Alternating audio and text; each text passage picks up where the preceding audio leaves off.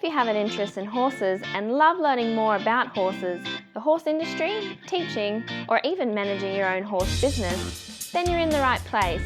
We would love you to join us on our mission, which is to improve the lives of horses around the world through the education of riders, handlers, and trainers. So get comfortable, listen in, and enjoy.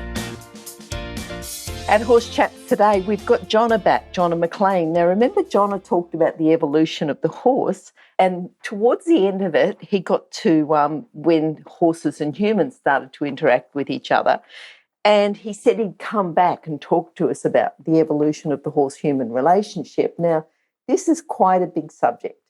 First of all, if you haven't already listened to the evolution of the horse, I think if you're going to, listen to that one.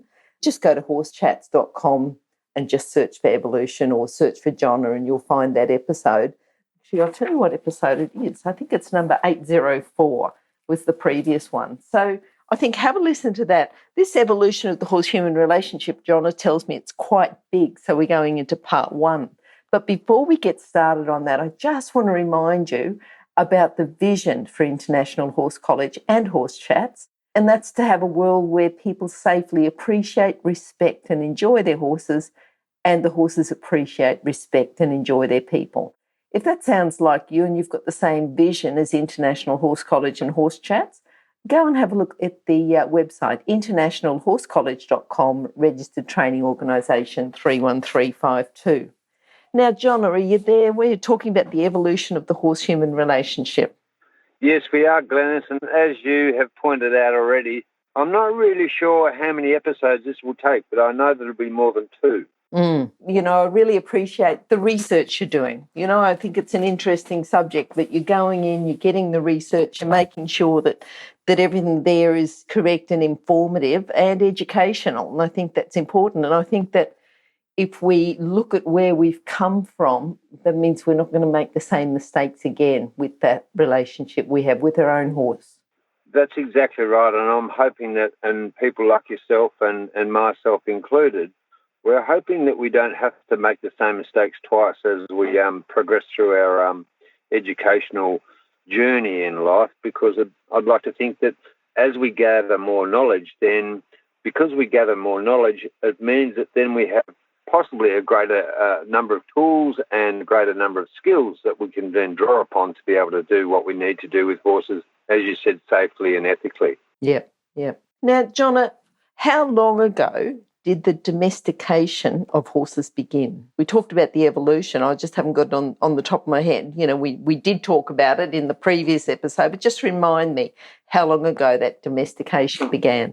Well, 20 years ago, we all thought it was about 3,000 years ago, and then not long after that, they discovered that it was 4,000 years ago, and now we've got conclusive evidence that in Kazakhstan, in the plains of the northern Kazakhstan, we've found physical evidence of farming horses 5,500 years ago at least. So that's quite a long time. That's absolutely amazing. Yeah. I was going to ask you, where did it take place, but you said it Kazakhstan. Yeah, in Kazakhstan.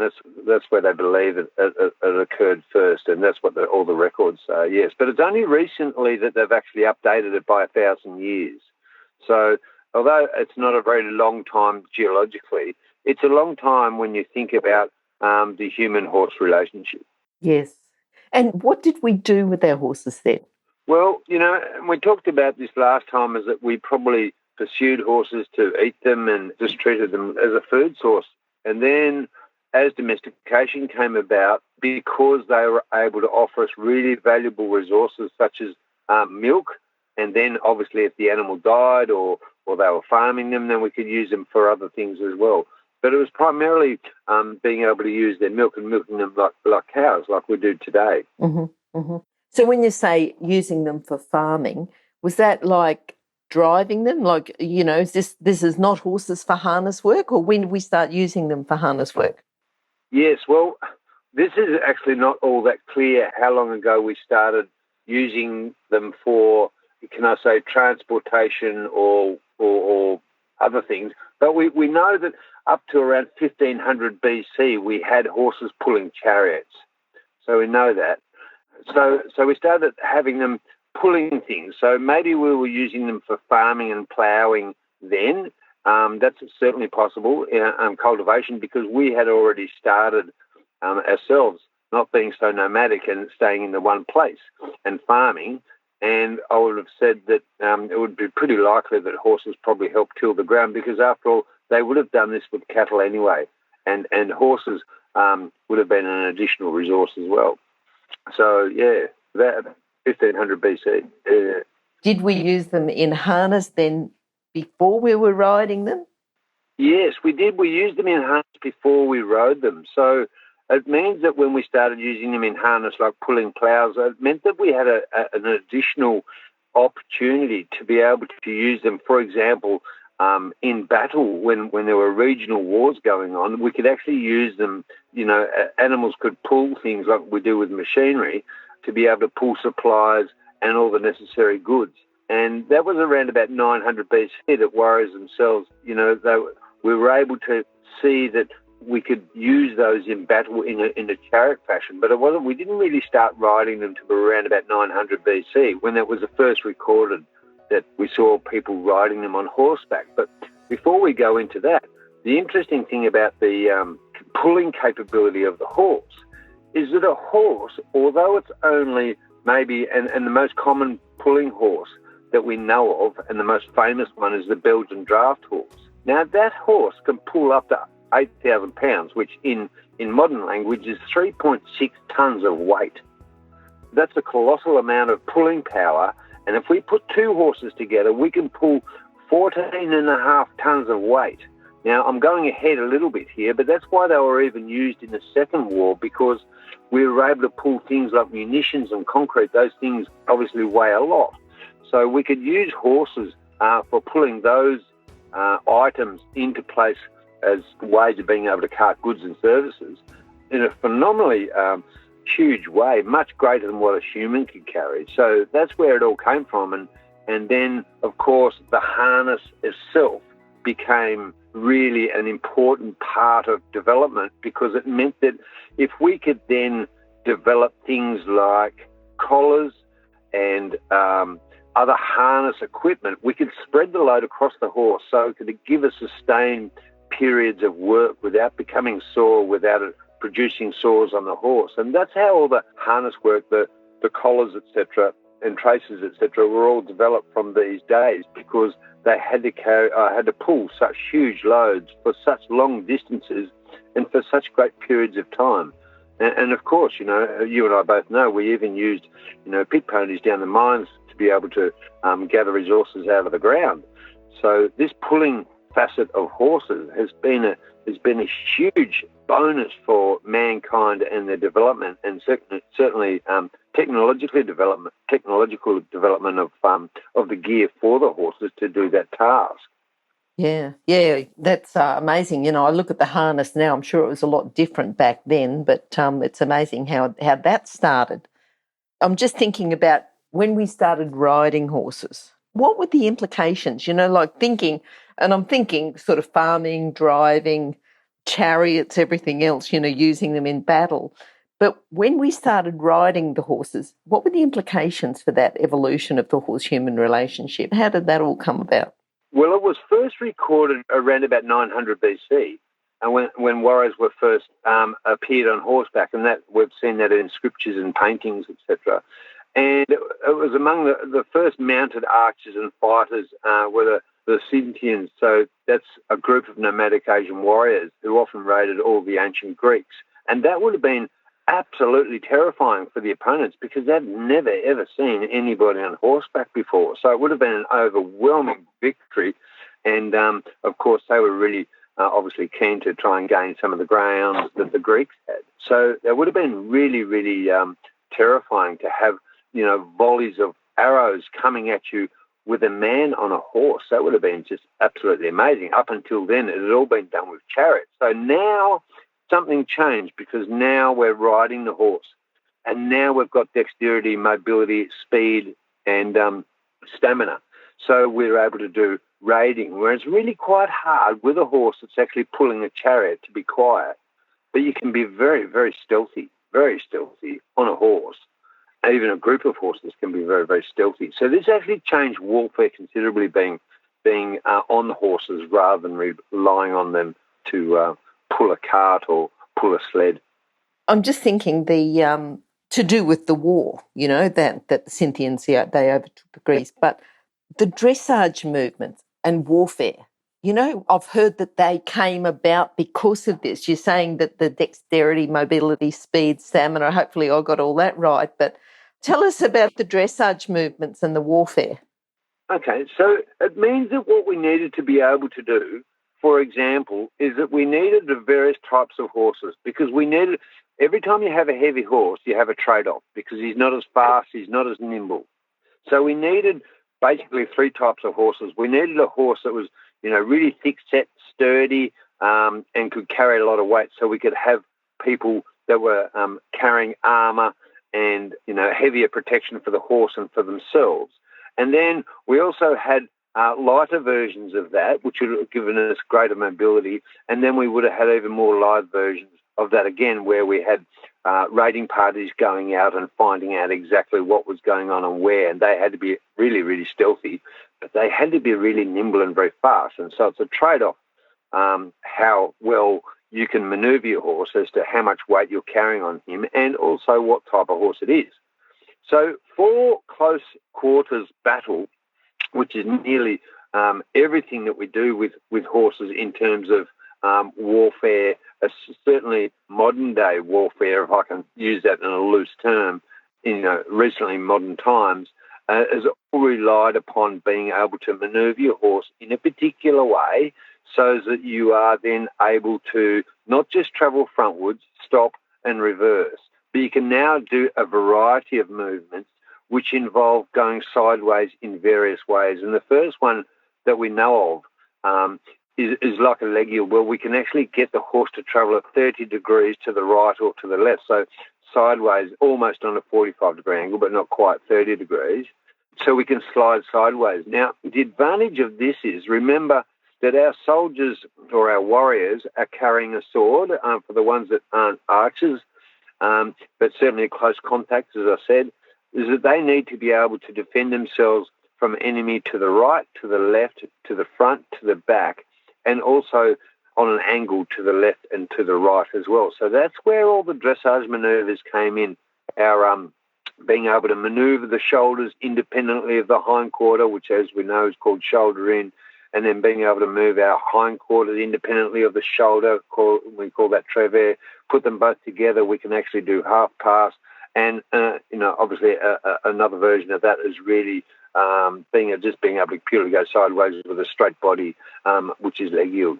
So it gave us enormous opportunity to defend ourselves and also to inflict damage, because we're not just using our horse like a car, which can stop and go sideways and turn, etc., but now we can go sideways. So the greater the education of the horse, or the more education we put into the horse's training, gave us a greater degree of mobility in close quarters battle, which is really, really important, because you can't move a lot, because obviously there's a lot of things happening around you. So everything that is close to you, you need to be able to get at swiftly and be able to have the horse performing very, very reliably under pressure. So it's a hugely interesting topic. Yeah, It is. It is. You think about dressage now and where we are and how it's evolved. What about training the horses then? How was the training done? Do we have any training scripts or anything from those early days? And if we do, who was it?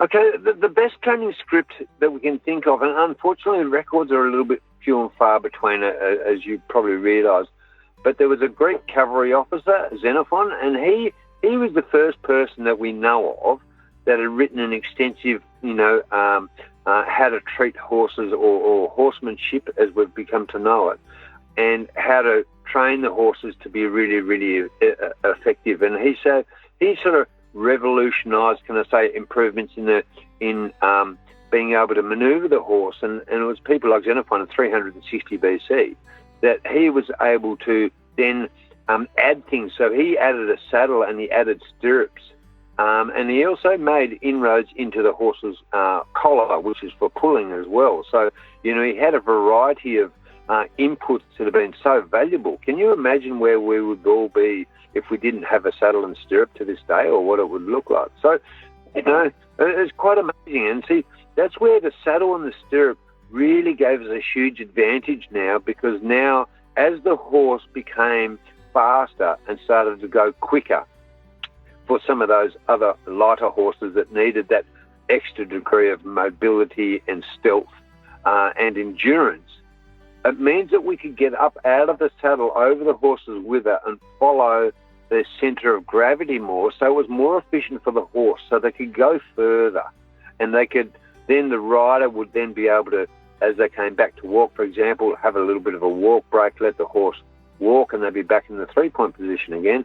But then if they had to do a raid and had to swoop down on an enemy or had to swoop down on a particular area, they could get out of the saddle a little bit and follow the centre of gravity, which means that when you're travelling at speed, it just improves the efficiency of the horse's movement and the effort from the rider, as we all know. Imagine how it's like, and I have galloped horses flat out, absolutely flat out bareback, and the horses that gallop very fast bareback go much, much quicker when you're in a saddle and you're out and over the wither a little bit. So it's really valuable what Xenophon did, and it's a really fantastic piece of history that we've got. Wow. I'm just looking, going back over some dates, and correct me if I'm wrong, how long we've been using horses in warfare, and I'm sort of thinking the Scythians when they overtook the Greeks. The agriculture, I suppose that goes back to 5,500. What about just general transport?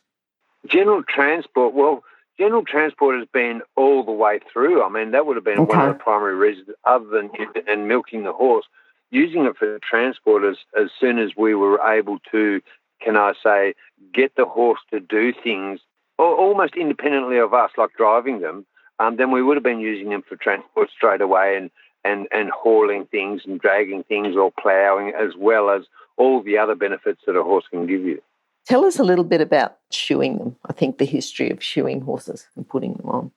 Okay. Well, so shoeing horses meant that the interesting thing about shoeing horses is that we've been able to get our horses to be able to go further if you protect their feet. So it means that as early on, what we did is that we didn't use metal shoes. We just used leather and anything that was really, really resilient to the horse's wear of the foot. The point is, you can really only travel maybe 15, 20 miles in a day on a horse that's barefoot, but you can push it, you can double that with a horse that's shod. So it meant that all of a sudden that the range, having a horse that was now shod, means that you were able to get a horse to be able to travel much further, because you weren't limited by the horse becoming footsore now. You were only limited by the endurance and the fitness of the horse, rather than being limited by how quickly it actually got footsore. Yeah, okay, so it started off with leather and other things and then evolved to the metal. Yes, and then evolved to the metal. And of course, metal, once we started understanding that we could use metal and being able to form it, then we also were able to quickly realise that the benefits of being able to have a shoe that was pretty much preformed for a horse, then all you had to do is then take it to a blacksmith, and he would be able to just tailor make that generalised shoe for your horse. And then we were able to put nails in the shoes and have them so that they were really secure. But we were also able to add something else, and you'll see this. And I've got one. I'm actually looking at that shoe right now. It's actually got cleats on it, and the heels of the shoe have been turned down to give the horses better grip for going up hills and down hills, because we don't want them to slip. And we use these not just in the first two wars, but in all the wars preceding that. We use them for grip, whereas you can imagine trying to tie a leather shoe onto a horse. It's not going to last that long, especially if you're on, harder roads. It's not going to last long at all. So, like, for example, a horse can travel about 100 miles in a day if he's fit, but a horse that isn't shod won't go anywhere as far as that. And that's why most of the towns in Europe, and also to some degree in Australia, that how far apart the towns are is usually limited by how far a cob and toe coach can go for one day sustainably. So that's how it's worked out. But without shoes, that was never going to be possible. So we had to do something about that.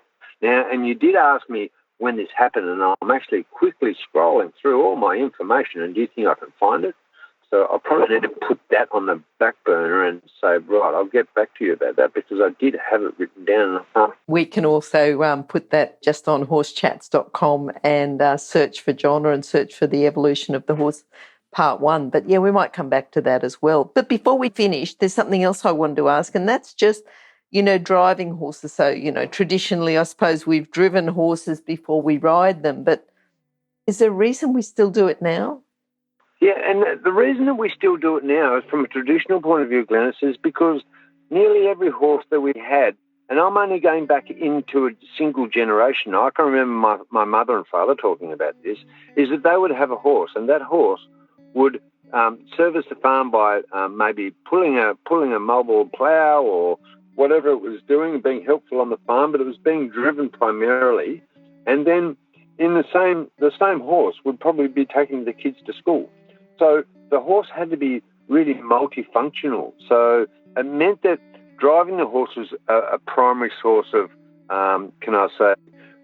assistance to families, because it provided sustenance, becoming part of agriculture and being able to develop the land, etc. And then we were able to ride it as well. So from a breaking in point of view, we've always known that if you actually get a horse and you can drive it and you can put the appropriate control mechanisms into place when you drive it, it gives you some guarantee of what it'll be like to ride. And generally, and I can say this for standardbreds, horses that have never been ridden but only been driven, is that when they've been driven and they've been driven really well, that getting them used to having a rider on board and putting the buttons that are appropriate to riding now and driving, remember the go button for a driving horse is on his rump, and the buttons for a riding horse is actually behind the girth. So really the rest is history, because he still turns left and he still turns right. We probably, for the standardbred horse, we have to just try and train a little bit of bend, because they're usually stiff because they're between shafts, and because we don't want them bending, otherwise it will break the shafts, so we don't want that. So by tradition, that's what we've done. But now we don't use horses in those senses anymore. So there's no reason why we need to drive them first to break them in. And as I've said in my previous episodes, you can actually just go straight to riding by putting the buttons in on the ground, much the same as what you did in driving, but in a much closer sense. So it's very interesting how the evolution of training and the evolution of breaking in a horse, to use a traditional term, or we now call it starting horses, but training a horse or training a naive horse to be ridden is now not necessary for you to drive it, because no one drives horses now. When was the last time you and I saw a person going down the road in a Jinka? I mean, the last time I saw that, I was actually driving the Jinka when I was at college, so that's a fair while ago. Yes, certainly not something that we commonly see these days. We see a lot more riding. We do. And it's really funny, because I think there's a lot of people out there that don't realise how fun it is driving a horse. And we had lots of fun training our horses to lead. We used to do offer breaks. So we would have one horse, and then we'd attach the younger horse to the older horse just on the outside of the shaft and on the shafts, and we would just take him for a little bit of a go up the road and back, and it didn't take long, and he would be leading by the time you got there. He'd be fine, and it was a really wonderful way of doing it. There's many ways of doing it, yeah. Yeah. Jonna, well, I think we've covered a fair bit. We've come from 5,500 BC, is that right? 5,500 BC right through to, the chariots, the early farming, the battles, the Scythians and the Greeks. We've talked about Xenophon. We've talked about, putting shoes on for the first time, and war and dressage and warfare, and we've talked about a lot, but I know there's a lot more to go. So I'm certainly looking forward to talking to you again about the evolution of the horse-human relationship, part 2. So we've covered part 1 tonight. we're covering part 2. Now, just remind me that your Facebook page, it's Train to Win. Is that the best place for people to contact you? Yes, I'm my Train to Win page. That's always probably the easiest way and the best way to be in contact with me. That's right, Glenys. Yeah. So if people would like to know anything more about evolution, or if you go back and listen to any of Jonna's other chats, if you think, gee, I'd really like to get some lessons, and I don't know how often he comes. He does travel a fair bit. So if you think that he's in the area, or you want to ask him when he's next in your area, contact him, and I'm sure you'll certainly enjoy the time you spend with him. Jonna, amazing again. I'm looking forward to catching up and going through this part 2 with you. Thank you. I look forward to it too. Thanks, Glenys, and thank you for all the questions. I appreciate that. That was good. No worries, Jonna. Talk to you soon. Bye-bye. Bye-bye. If you've enjoyed this chat, then please comment, rate and subscribe. If you'd like any changes or recommendations for guests, then please contact us through horsechats.com. And while you're online, have a look at the government-accredited courses at internationalhorsecollege.com. Registered Training Organisation 31352. Remember that our comments and instructions are general in nature and do not take into consideration your individual horses or your individual ability and circumstances. If you enjoyed this podcast, then please leave your comment below.